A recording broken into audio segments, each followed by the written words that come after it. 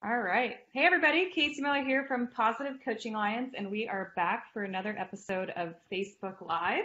And this week we are with Jamal Mayers, who is currently in St. Louis. I'm in San Francisco, California, as always, but we're super excited to have Jamal here with us for the next 30 minutes.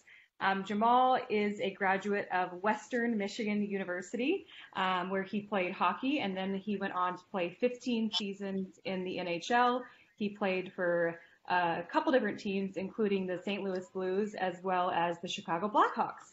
And now he's a community liaison for the Blackhawks and also a Stanley Cup champion with the Blackhawks. So we're so excited to have you join us today. And we want to encourage everyone who's watching to let us know where you're watching from, chat in with your own questions that you might have for Jamal about youth hockey, about sports parenting. We're going to get into a few of those topics. So just want to welcome everybody and thank you again, Jamal, for joining us. Well, thanks for having me, Casey. Excited to be on, and this is a new format for me, something live. So it'll be, hopefully it goes well. Hopefully everyone's engaged and excited to talk. For sure, yeah. It'll be a fun time and it's a great way to connect with people. Obviously, this time is something that none of us have ever really dealt with something like this in our lives across the globe. And so with people spending more time at home, we're, thankful for these technology platforms that allow us to connect with people who are at home. So Jamal, you have, three kids who are currently in youth sports or were in youth sports before they got put on fault. Can you talk a little bit about how you and your family have been staying active and what you guys have been up to during this time where people are spending a little bit more time at home? Yeah, we're definitely a very active family. I have two daughters that are 14 and 11, and my son is 7. The girls mostly play soccer and basketball, among other sports, and my son plays multiple sports as well, mainly hockey. And so we're typically driving and passing through passing each other as the night goes on through a typical season, trying to get them to their next practice or next game. Right. And so this has been a huge adjustment for us as a family and figuring out what are we going to do. And quite honestly, our girls soccer program here in St. Louis at Scott Gallagher has done a fantastic job of really giving the kids, the girls, a lot of homework to do. There's daily exercises and programming that they have to be a part of. There's a lot of Zoom calls that they're on with their teammates so that they're able to interact. But as a family, what we've done, Casey, we've created a little bit of a routine. Although it's a different routine, we've tried to create some type of routine so that there's expectation for them to get their work done as far as school is concerned in the morning. And then we try to do some kind of physical activity and get outside and get active and have some fun.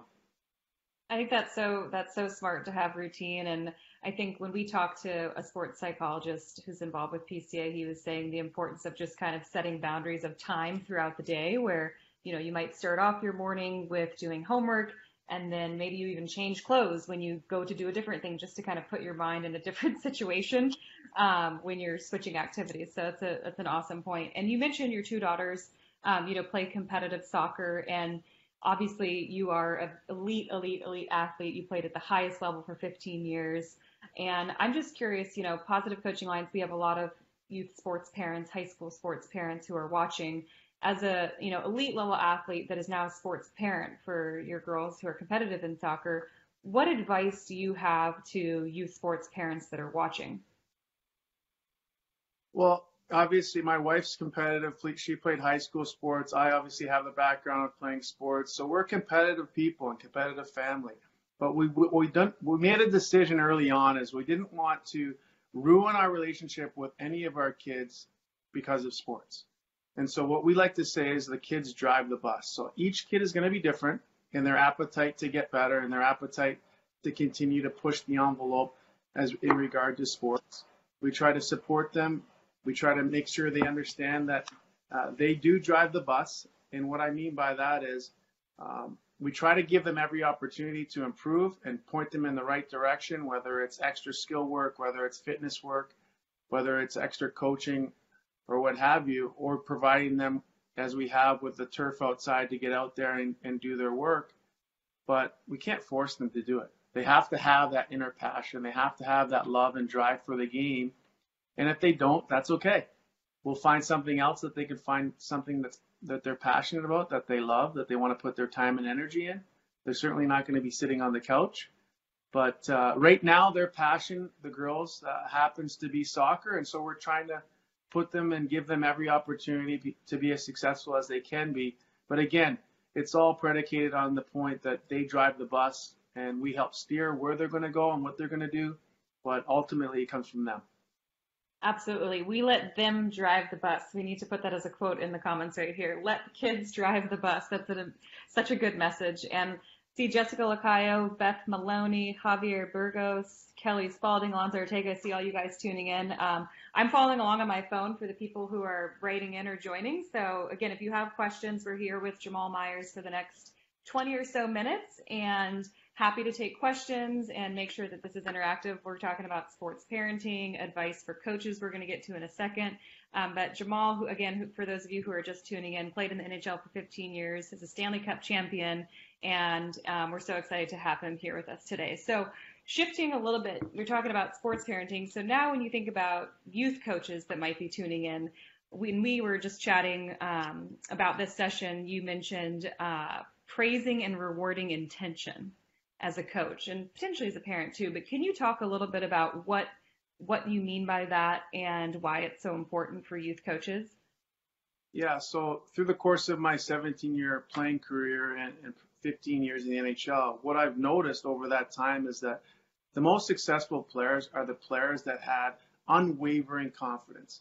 And I started to make me think at the end of my career and as we had kids is how did they get to that place? And to me, the way that they got to that place was they were unafraid. They played on their toes. They were not afraid to make mistakes. They played with a ton of confidence. And so what I try to do as a coach and what I try to employ in our daughters when they play the game is play on your toes, play confidently, and reward the intention. Because at the end of the day, the execution is not going to come. That's what's going to take time. That's not going to be there. They're not professional athletes, where the professional athlete gets judged on execution on a day-to-day, night-to-night basis. So for me, you want your kids and you want your athletes to play confidently, to try things on the field or on the ice or on the court. And for me, it's about rewarding that intention, being positive in regard to what they attempted to do, whether or not the execution was there or not. That way, the next time they get put in that situation, because every situation repeats itself in any given sport, they'll still have that confidence to try something new, to be creative, and use those skills that they work so hard to gain. And it's one of the things I talk about with my daughters, that they work so hard to develop these skills, the ball skills, the skill mastery, to be able to make these moves. You got to try them in the game. There's no better place to try them than in the game. And if you make a mistake or you lose the ball, that's okay. Work hard to get it back. But when you play on your heels and you're not playing on your toes and playing confidently, that's when they might hear it from me. And that's the only time they'll hear it, is when they're not playing confidently and they're not being excited about trying to make something happen. That's when I might say something to them. Totally. Yeah. And we talk about at PCA being okay and wanting to make mistakes. You want to make mistakes because that means you're trying hard to get better and that it'll pay off in the long run, right? So having mistakes be okay. I'll throw in one PCA tool that we talk about a lot. I don't know if you've ever heard this or if your girls use it, but we talk about a mistake ritual, which is actually a physical motion that helps you move on to the next play. So I played basketball in college. Let's say I shoot a shot, I miss a 3-pointer, and I, maybe snap my hairband on my wrist. And it's an automatic reminder, reset, forget about the shot that's missed, and move on to the next play. So mistake ritual is something that people can implement at all levels. You make a mistake, forget about it, move on to the next play, and try hard. Exactly. And in hockey, we talk about park it, because we're very much an anaerobic sport. You're on the ice, you're off for 3 or 4 minutes, and you're back on. And if you're trying to think about the last shift or the last period, it's going to affect the next shift. Totally. So you always try to tell players is park it, forget about it, move on to the next one, or else your next 4 shifts are going to be affected by a mistake that happened previously. And as you know, sports are about mistakes. Even the best players in the world make mistakes, lose the puck in the neutral zone, turn the ball over. Even Messi turns the ball over trying to beat someone one-on-one. But it's not that. It's the next time they get the ball, the special players, they're always unafraid to make that mistake. And that's when you get to see something special out of them. Totally. Love that message. I see Brian Virtue joined. There's lots of hearts going across the screen. People are loving what you're saying. So reflecting back kind of on your path to become a professional athlete and what led you there, can you talk a little bit about your sports experience? You grew up in Toronto, lived there until you were 17, but talk about what sports you played and kind of what led you to become a professional athlete. Well, I grew up in a single parent home. My mom and my brother, up until my mom met my stepdad when I was around 13 years old. And so with just my brother and I was chasing him. Whatever he was doing, sports or athletically, I was trying to keep up with him. Him being 6 years older made it difficult at times. And I think just having a passion and a love for the game. I never played at the highest level. And in Toronto, hockey it's the mecca of hockey in Canada. And so everyone plays ball hockey. Everyone plays ice hockey. I played at the lower levels all the way up until I believe I was 13 or 14, and then finally made a AAA team. But I played AA all the way up. But I always had a passion and a love for the game, and I was not afraid to work. And I think that work ethic helped me gain confidence, helped me gain skill. And before I knew it, I was able to achieve a full scholarship, which I thought would be the ceiling of my athletic career, which I was completely fine with. But I got drafted after my freshman year by St. Louis in the fourth round. And then the light bulb started to go off that maybe this was possible. At that time, I went to school a year early at 17. So I was excited about, the possibility after getting drafted that maybe I could make a career out of this, and just try to hone my craft and focus on school and becoming a better player.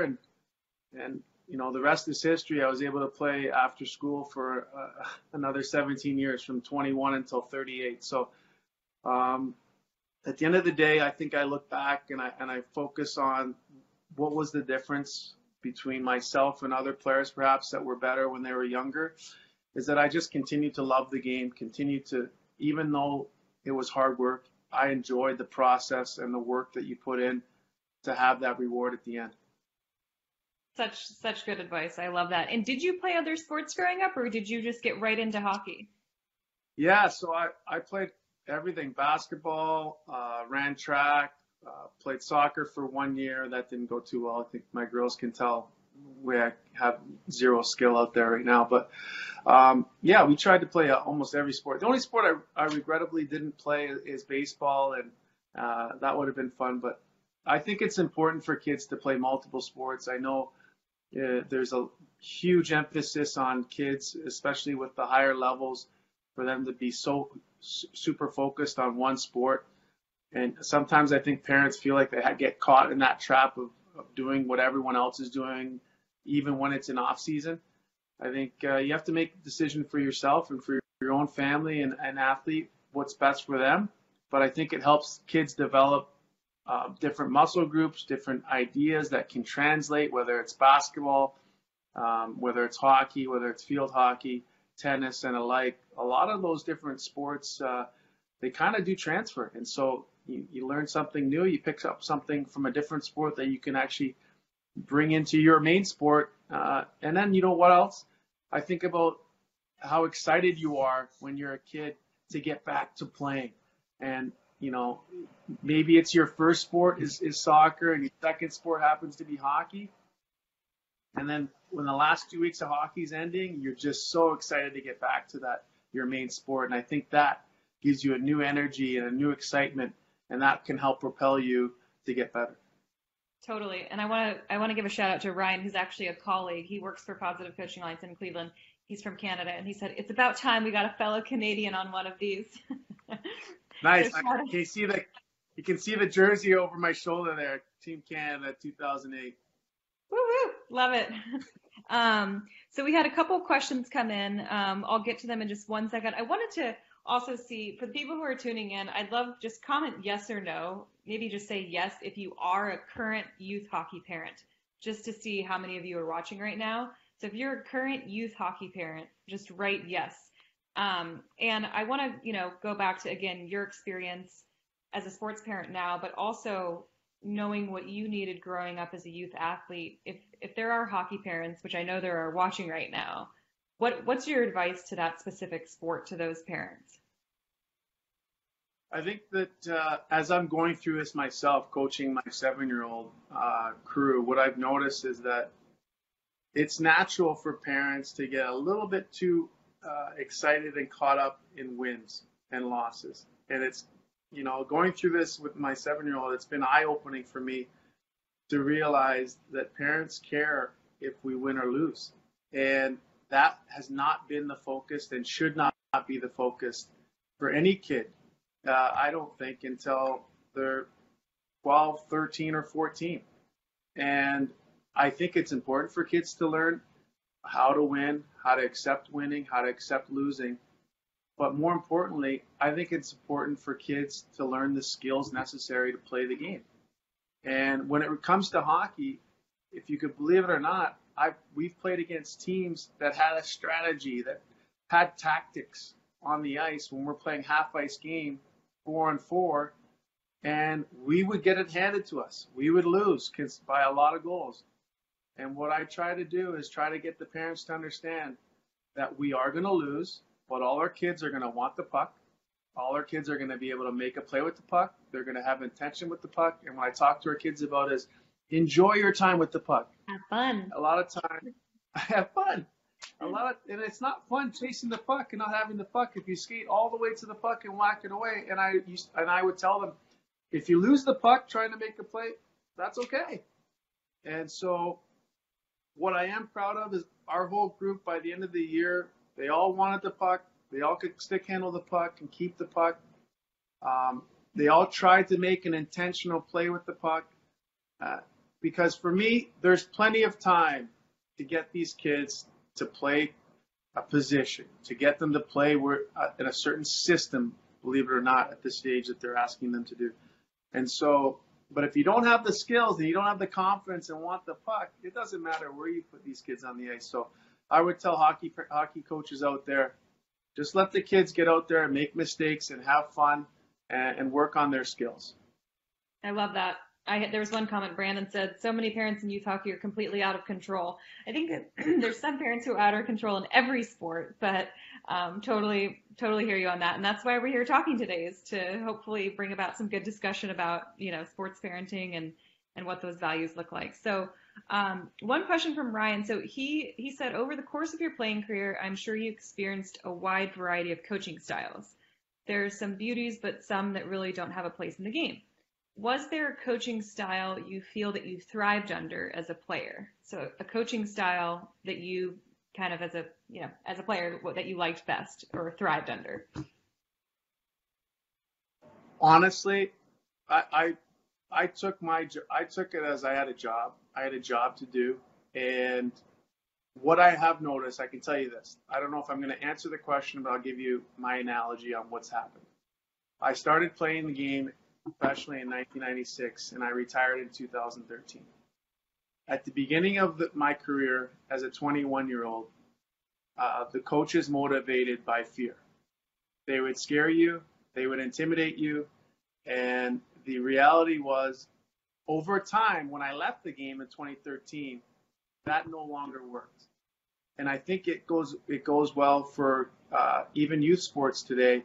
But speaking specifically in my professional career, I responded well when I knew the coaches cared. And I think that's where the game is today, even at the professional level, when I left in 2013. And even more, here we are 7 years later. The coaches today in the NHL have to make sure their parents, the players know they care. They know about their families. They know about their personal life and situations, so that when they're asked to do something, they're not thinking about, well, he doesn't even know about me. He doesn't care about me as a person. That's important to everyone, but even more paramount for coaches today in the NHL. And I think you're seeing that paradigm shift. Whereas when I was 21, coaches would tell you to do something, and the kids today, the players today in their 20s, they want to ask why. And I remember sitting in the bench or in the dressing room, and the players would ask why. And it was amazing to me that they would ask why. And And I would say, because he said so. But that's the way it is. Totally. And I think that the game has changed in respect to the NHL game, and the coaches now, they have to get the players' input. They have to be ready and willing to answer the why. And I think the game's now in a better place because of it. You're getting the input from the players. You're getting their insight and their understanding. And I think that the coaches now, the ones that have done well and the ones that have sustained and stayed in the game as long as they have, it's been their willingness to adapt and to change the way that they coach and motivate, because fear is no longer an option. I liken it to a parent relationship. You have to make sure your players know, your kids know that you care, and then you can go out and you can demand from them. And if they don't perform or they don't do what you ask of them, it's more of a, well, you disappointed me, kind of a motivational factor. Worst. Which I think so. Which is, I think, what happens these days. So I think it's changed. To answer the question, it's changed over the course of my career. I responded better, quite frankly. I like to think it didn't matter, that I would just do the job. That's just the way I was wired.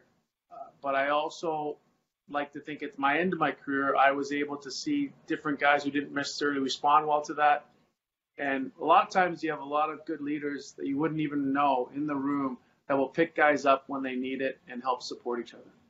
That's so interesting. And you kind of got to see the progression and experience both and be in that moment of hearing why for the first time your teammate. You're like, what? But you're so right. The new generation, they want to know the reason. And it's harder as a coach to be able to explain and to have the reason why, especially for drills and practice. You know, it's harder to have specific intention behind what you're doing and be able to communicate that than just say, do it because I said so. So I think that's super interesting. A couple other questions. So I actually, another one of our staff members said that Scott Gallagher FC is actually a Positive Coaching Alliance partner, and that's where your daughter plays. Yes. So my younger one, who's 11, she's an 08. She'll go into, it's called the ECNL League, which is a nationwide league. And my older one, 14-year-old, she's a 05. So she's been playing in the ECNL for a couple of years. Yeah. So at Scott Gallagher, there's different levels and so forth, but the higher, and there's 6 teams of the ECNL group, mostly high school age. I guess a couple teams would be a little bit younger, would be 7th and 8th grade.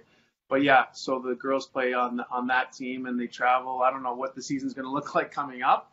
Yeah. But yeah, we do. We're in the Midwest Conference, and Eclipse is in Chicago we play against. And, you know, just the conference team, a regular team where we would be traveled to Minnesota. We traveled to Detroit to play a couple teams in Michigan, and Chicago has a team. So quite a bit of travel for them. But, yeah, that's the league we play in. Got it. Okay. Another question from Kelly. So Kelly wrote in, how do you balance the coach hat and the parent hat with your kids? I know that a lot of kids' parents struggle with that relationship. So you mentioned you're coaching your 7-year-old son. So how do you balance that? You know, you step on the court or the ice or whatever, and you say, okay, I'm the coach now. How do you go about doing that?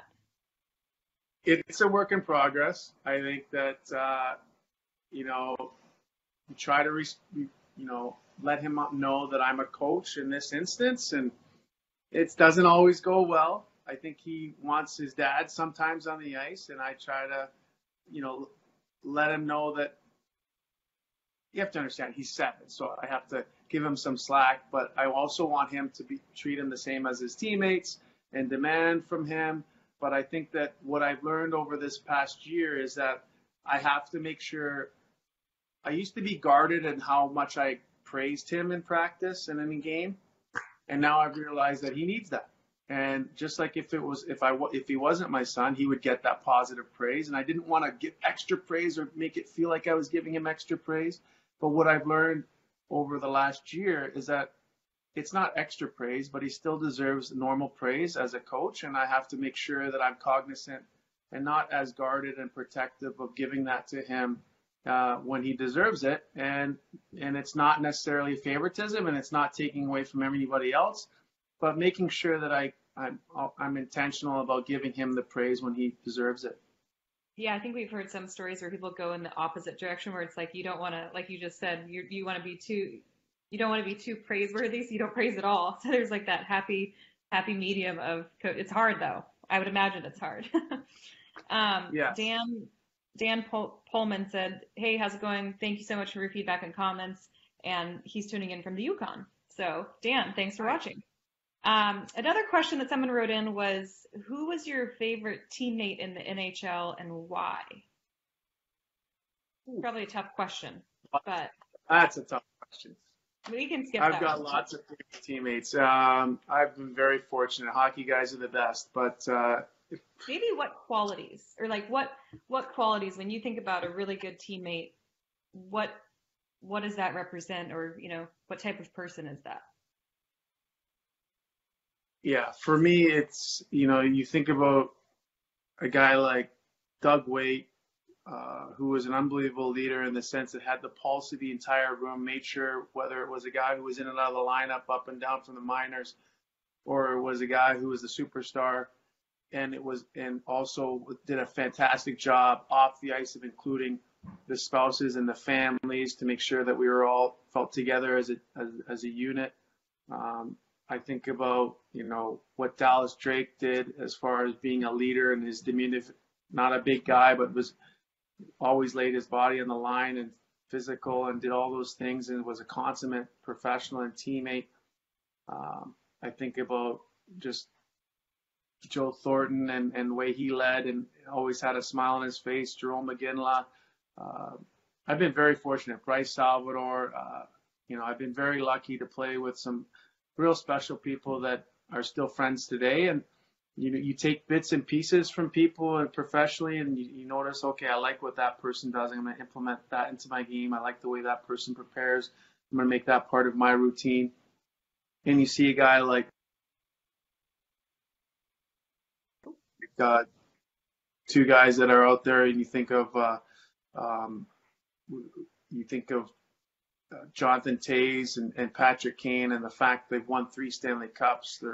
They could easily be satisfied in what they've accomplished, and yet they continue to get out there and they continue to seek out new ways to continue to be the best and strive. That's just impressive to be around. So I like to think that I've been very lucky and very fortunate to play with some special players, and it's tough putting me on the spot like that, but I have to. There's a bunch of guys that I'd have to find into one.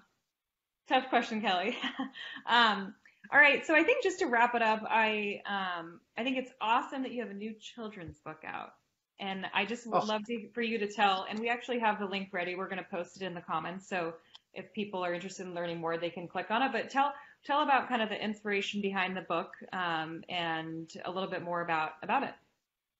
Appreciate that, Casey. So as you mentioned early on, I am the community liaison for the Chicago Blackhawks, and under the leadership of Annie Kamens and Spencer Montgomery, we do a couple things, and there's a couple programs where I'm kind of a part of as well. And one of them is called GOAL, which stands for Get Out and Learn, where we visit over 150 schools and take over the phys ed class and teach these kids how to play ball hockey and kind of take away the ice and just let them get excited about playing the game at an organic level. Then we have First Ride, where those same kids get bused to the new practice facility, get a chance to try skating at no expense. And then they also have to go upstairs half the time and do some STEM classes. So they get to see how they could possibly be a part of the game, not necessarily on the ice. And then there's Little Hawks, where they get to actually try hockey, full set of gear, less than $150, 10 lessons, head to toe gear. So I'm a part of all 3 programs. And what we've noticed over that time is a lot of those programs start in 3rd and 4th grade. And we were kind of missing that sweet spot of the kindergarten through 3rd grade. How are we going to engage these kids? And so I just thought of this idea, okay, why don't I write a book based loosely off my upbringing, introduced to the game of hockey, a kid of color growing up in Toronto, kind of maybe didn't look like all the other hockey players.